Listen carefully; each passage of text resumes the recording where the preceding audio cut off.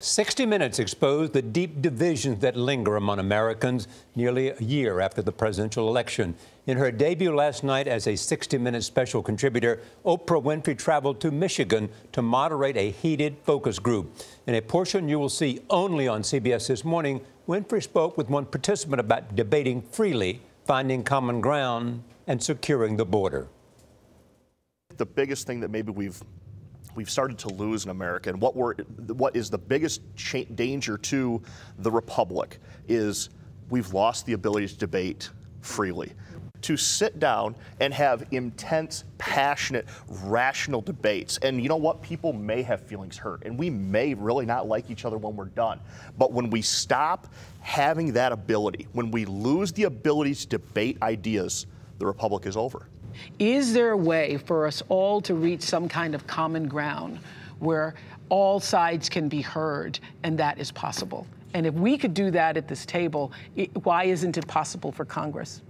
Well, the thing is, if Oprah, if I want to sell you a bushel of apples for $20 and you only want to pay me $10, it does me no good if I say, no, the price is $20 and I walk back to my truck, and it does you no good if you say, well, I'm only willing to pay $10. Right. At some point, we have to come together and figure out how we're going to get to $15 at some point. 12. And that's oh, fair enough. And that's what bothers me about Congress, is you've got people over here saying, no way ever, and you've got people saying no way ever.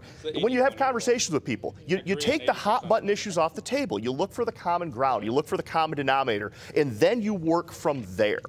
How many workers? The day after our tabletop talk, we visited fourth-generation farmer Jeff Vanderwerf at one of his orchards outside Grand Rapids. What did you think of our discourse last night? What did you think of all that? You know, I thought it was really good, really interesting discussion. Got to visit with a lot of people that I wouldn't normally interact with in my day-to-day life. Really? And so it was eye-opening. We were talking last night about whether or not your Congress gets you, whether or not the president gets you. Do you think most of America gets what it takes to do what you do out here every day? Unfortunately, I believe the vast majority of Americans really have no clue what it takes to do a lot of what we do out here. I mean, everything you see behind us, all these apples are hand-picked. Every apple in the United States is hand harvested. There are no machines for this. So we depend on migrant labor, on skilled migrant labor to come in and do this. We have had, over the years, dozens of American, domestic American citizens show up and say, yeah, I'd like to pick apples. Most of them don't make it through a day. So how are the immigration laws going to affect you being able to get workers to do this? Personally, I think we probably ought to let more people into this country at some point. But we have to have a handle on who's coming in, when they're coming in, where they're coming from, all these things. So if President Trump were here right now, what would you advise him about immigration? I would advise the president to continue the path to securing the border, because we have to have a secure national border. I agree. Does that mean building the wall? I think it does mean building a wall, but it has to be a wall with, as he said during his campaign, I think it was, a big, beautiful door in it, or something to that effect. We need immigrant workers to come into this country for a variety of skills and positions, and we allow them to come in and to fill jobs that we have here.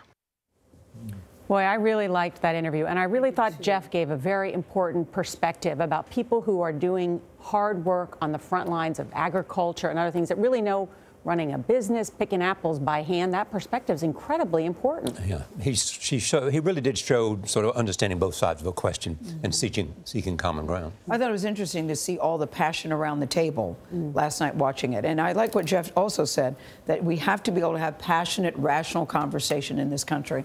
And so many times we don't do that. It's just anger and you don't hear the other person speaking. And we saw that last night. Yeah.